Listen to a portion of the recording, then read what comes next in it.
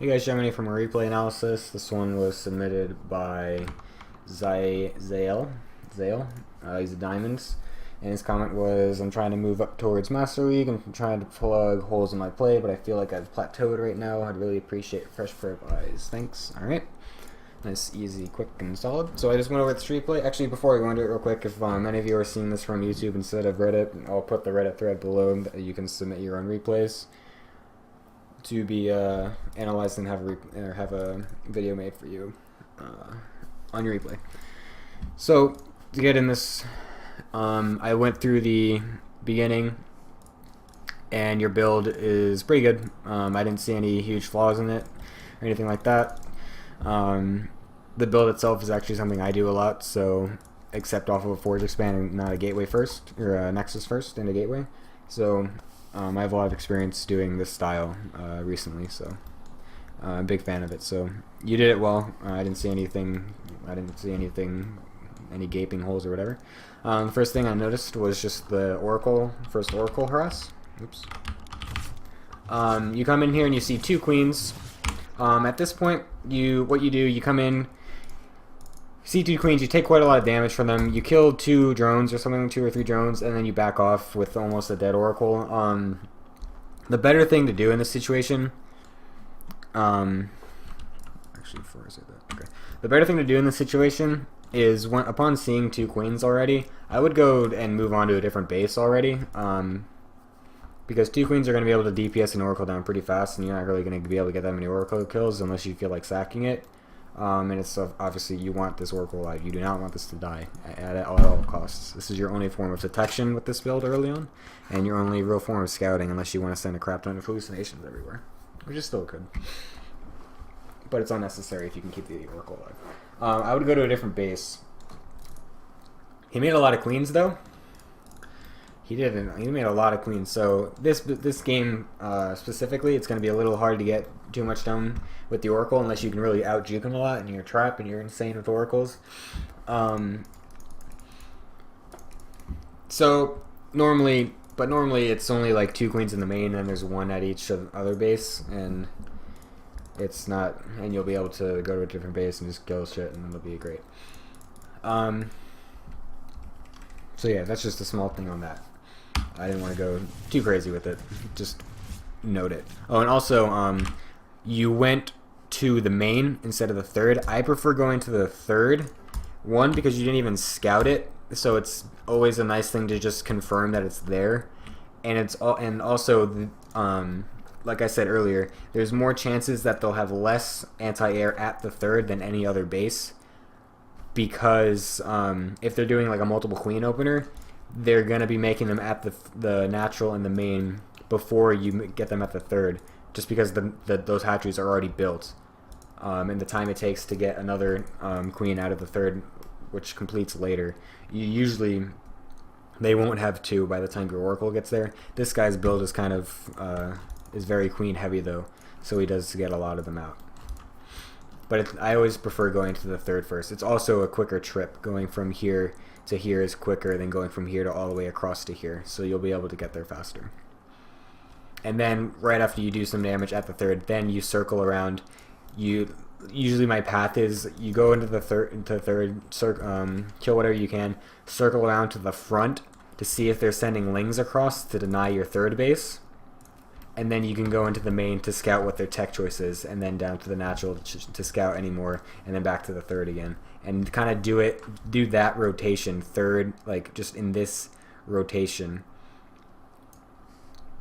Or in this rotation, just going back and forth like this.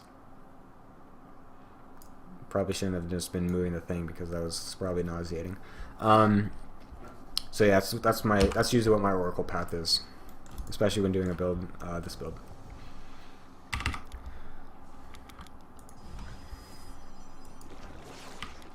So the Oracle ends up not doing too much. You want to be sure to keep this active in the front though. If you're going to leave it idle somewhere like right here in the middle where they have to run by.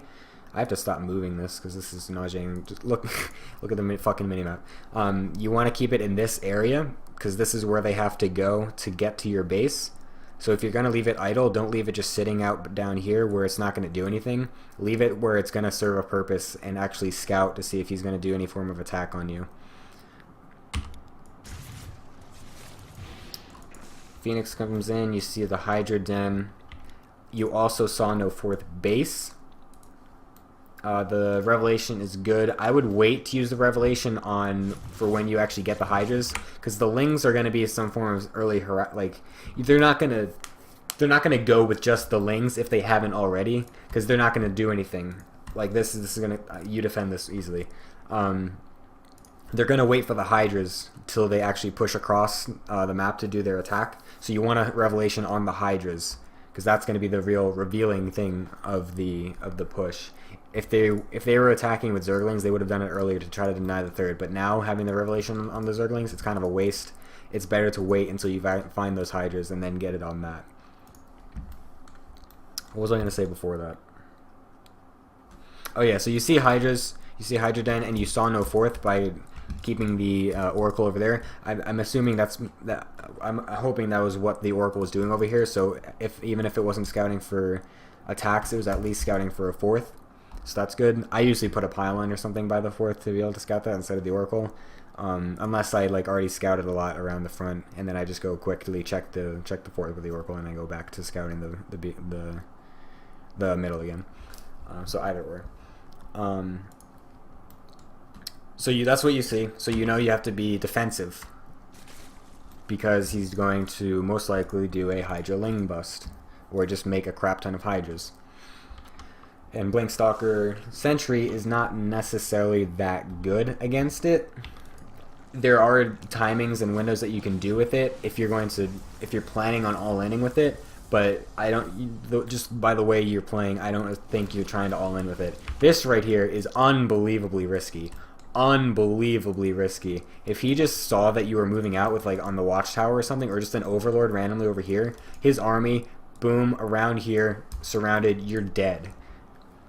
Moving out with this little amount of units is extremely, extremely risky in PvZ at this point in time. You also kind of get a couple extra sentries. You really should only go up to 8. 10 is kind of redundant. You want more stalkers at that point, but it's not the biggest deal. But this is unbelievably risky. Unbelievably risky. It's also not quite really where you want to be attacking. I understand the point, going for the rocks, because it's the map itself is good to abuse this. But the fourth base is a little. It's easier to deny, and two, it's more what you want to actually be denying. It's very unlikely you'll ever actually get to kill anything in the main, even with this back rock thing. They're always going to usually have it scouted, so it's very easy for them to just position on top of this one force field wide ramp with a huge concave, and they're not going to do anything. It's much easier to push up this in this area to force field and whatnot, to just kill this base and then walk away, recall or whatever, than it is to try to push up this thing that can easily be flanked. So if you're gonna do a push like this, wait till you have a couple extra stalkers to do it, because this is extremely, extremely risky. Very easy to get caught out. And if you're gonna do an attack where you attack the main like this, make sure you at least send a couple zealots or something down to the fourth to do it at the same time, because they're not going to be expecting 2 different attacks at the same time this early on in the game based off of your opener. So just doing 3 or 4 zealots over here and just walking them all the way down here, massive amounts of damage.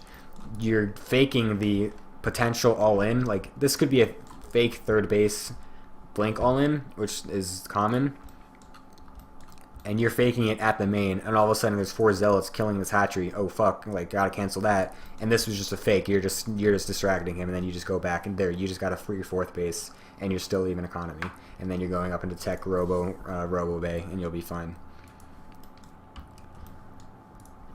So yes, that's all I had to say about that. Luckily for you, he decided to be the dude on the defensive by just assuming you to push in and then accepting the damage instead of trying to make an engagement himself, which would have easily ended in a very fast loss for you. So again, you're not even pushing up here. I think you might have, maybe you saw it, I don't know, maybe you saw his army there. Or maybe it was just your intention in the first place to fake it. So because you're faking it in the first place, adding the zealots, there's no downside to that. Because right now you're just kind of faking him into making units and then backing off, and then he's just going to attack you anyway. Because that's what he's apparently planning on doing anyway, because he's making a Hydra stand and a fast hive. So he's going to be making those units anyway. He's already at his drone count, 66, which is back like all in. Just mash Hydra button and attack you kind of drone count. So get the zealots, boom. Do something with that distraction instead of just forcing units that he was going to make anyway. Force field's a little sloppy. You lost a couple extra sentries, and those stalkers could have just killed those lings, so you didn't lose those extra couple sentries there as well. So just a little sloppy there. Oracle, always try to get a revelation like you do here. Just try not to lose it like you do. Just again, just awareness and just control. Just try to do your best at keeping it alive. So then you go into Colossus in the range. That's all good and dandy. I don't know why I paused it right there. Do you scout the fact that he's going hive? No, you don't. That's extremely important. Since you have a high sentry count, hallucinations need to be going out all over the place all the time. You need to be seeing what his follow-up is after the Hydra push. You see the Hydra Ling opening, you don't know what he's doing after that. He could be doing the thing where he goes Hydra Ling into Muta Switch. He could be going into Swarm Host Turtle after this. He can be doing the Fast Viper push, which is what he's doing. You don't know any of this. All you're doing is sitting and making Stalkers in Colossus. You don't know what his actual follow-up is. You need to be able to... And the Viper thing is like really important that you scout it early. Especially with this kind of build, because you can do a different follow-up that's more effective with it. So you need to be able to, you need to verify exactly what he's following up with ASAP. You don't even know that this is a hive yet right now.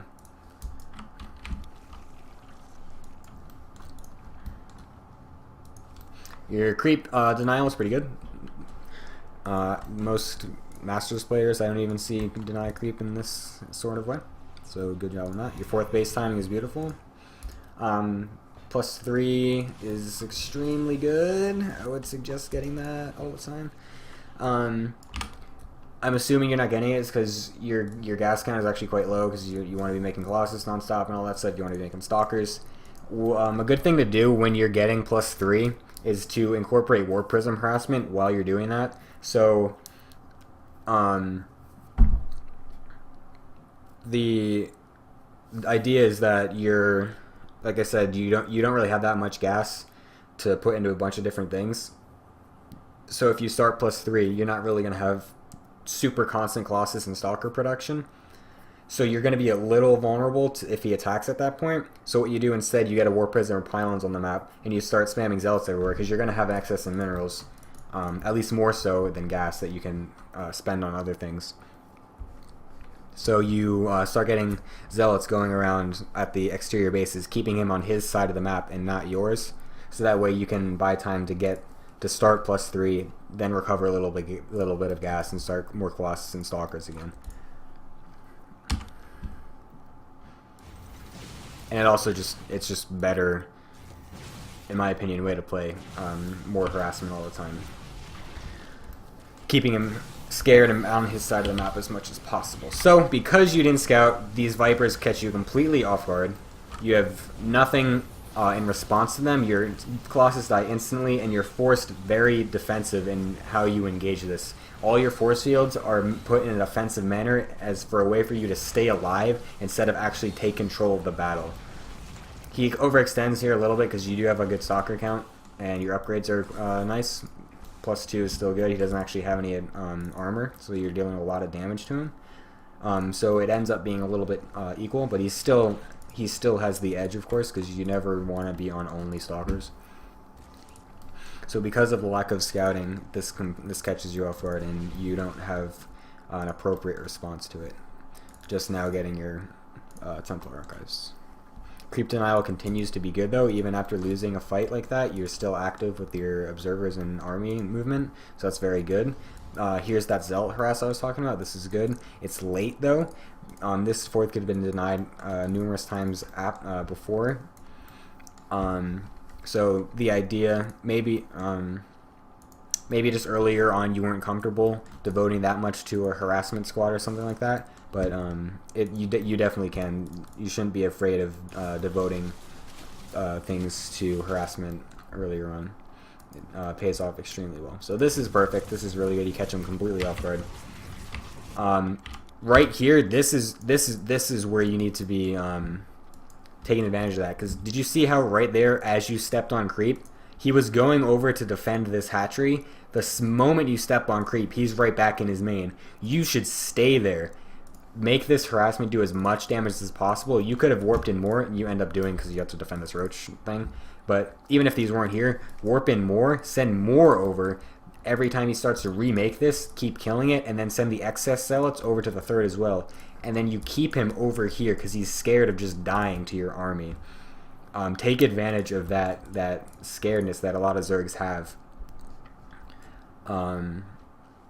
And always like keep them in that oh fuck like mindset, kind of like I need to defend even though I should be ahead. So you go back to defend this, just the safer route. So that's all wonderful and giddy and good. I like the High Templar count. I too am a fan of spamming large amounts of High Templar in PvZ because there's no EMP threat. There's no need to split. You can just clump them all up and just spam Storm away. So satisfying. You should remake some sentries though. You have a lot of stalkers, which is obviously good, but you still want some, like at least 4 sentries or so, to still be able to do Guardian Shield and cut his army up. Because Force Fields and Storm combined in late game is very, very good. This Broodlord transition is also unscouted due to the lack of scouting. You did see this. I was gonna say you technically still don't know that he's on Hive, but obviously you do know. But that was just a funny little point that I was gonna attempt to make. But my jokes are terrible. So hallucinated phoenixes should still be continuing to go out everywhere. That's another reason why you still need a couple sentries. You want to be able to see what his continuous follow-ups are. You can't expect him to just mash his face on Roach, Hydra, and Viper all day because that's terrible. That's never going to work. It works once. It catches you off guard. You don't have High Templar ready, and then every time after that you're prepared and you're fine. He's going to do something else after that. His choice is Broodlords. So you need to be scouting this. So this one catches you off guard again. You're not entirely prepared, even though you have the huge stalker count. So this fight, I still feel should go your way. I still feel it should. Especially because his Broodlords are so far forward. I'm unsure of why it doesn't. I need to rewatch this again from the first time that I did earlier. I don't know why you lose this. I think it's because your Templar are all the way back here. That's the only thing I can think of. Oops.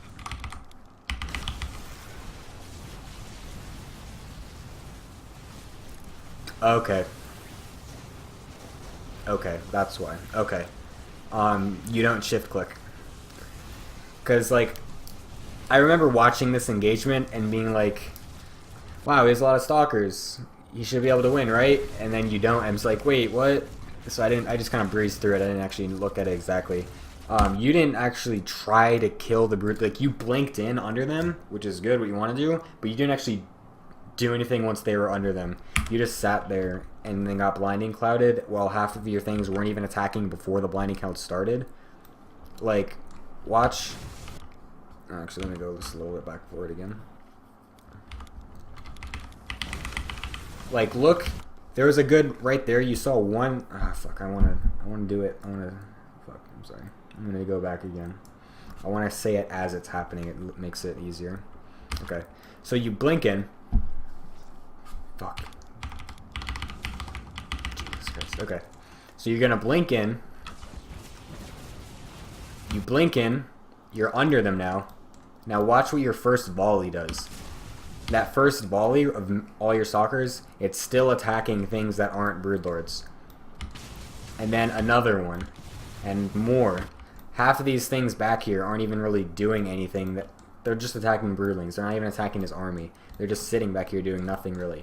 You don't actually make your stalkers attack the broodlords. The only ones that are the ones that are immediately underneath them, and you've literally only done like, you've not even done 100 damage worth, because they're attacking broodlings. So there's so many rounds of shots wasted doing nothing because you weren't shift clicking. The second you blink under, you should be shift clicking on every single one of these broodlords so that they drop instantly. And if you did, then you would have won this fight very easily. You simply blink under, shift click all of them, spam your storms to kill all the Hydralisks, since he only has Hydra reinforcement support. And your number of storms and High Templars can easily deal with that, with the Hydras alone. So you can easily take this fight. It would have also helped if you had a closer pylon to be able to reinforce immediately. Really don't ever take an engagement when you don't have a pylon nearby. That's always not that great. But sometimes you need to take advantage of poor positioning, which this was an example of that. He was in poor positioning, but you didn't fully capitalize on it in the way that you could have. See, even this Colossus takes a long time to die because the storms killed so many of the Hydralisks earlier on. So if these Broodlords just dropped instantly from all your insane stalker count, you don't even use all your Templar. Make sure you like spam the fuck out of that storm. Like, do not be afraid of being like called a fucking spam storming dipshit like Destiny once called me or whatever. Like, just spam it. Like, it's so good. Just let loose. Make sure you use all of that energy. Because one or two more storms, and literally all of these Hydras were dead. Almost all of these were in red health at the very end of that fight. They would have been absolutely evaporated from one or two more storms. So from here, that was kind of like a reset point for you. You're now back to like just barely playing stalkers and no tech, so you're kind of boned at this point. Now you go in and you shift click, and even then you're not shift clicking all of them because you're still attacking Broodlords. So you again just fucked that up again. So that is the from there you don't really have an army anymore. The harassment then comes in. Again, it's late. This should be happening either during the engagements or just any point in time before then to force those weird mispositions by Zerg. You don't want to be doing this harassment as a last resort, like, oh fuck, I can't win this fight. I literally just lost, and now okay, fuck, send a bunch of zealots and DTs everywhere. Maybe we can win a base race. That shouldn't be your goal with harassment. Your goal should be to limit him down and starve him out with harassment, and then win from then forcing you to win the engagement. Not, oh fuck, I lost the engagement. Let's see if I can base race with all this harassment now. Because you do so well with this harassment. You kill like 3 bases. He killed his own base there, actually. You would have ended up killing it anyway, though. But still, that's pretty funny. Like, you even killed the hive. Like, you do a lot of damage with this harassment. The warp prism comes back in again. Like, you're all over the place. This is brilliant. This is amazing harassment. But you're already dead, though, because you lost the fight. If you were doing this beforehand and then setting up for the fight and taking it, you would have been in an amazing spot. Because this harassment is top notch, but it's too late. You have no way to answer any of these Broodlords or anything that he has actually. So yeah, that's kind of. I don't think I had too much else to say. Your opener was very good. You did it pretty much perfectly. Just remember to do a little bit better Oracle movement, doing it around. Focusing between the 3 bases, making sure you're scouting to see when he's attacking you and whatnot, going back and forth between the first, second, third, second, first, etc. Don't attack him without doing another type of attack as well for harassment to 9 to 4th, and make sure to shift click those stalkers on the Broodlords and whatnot. Other than that, you played pretty well, so good job. And that's all I got for this one, so enjoy.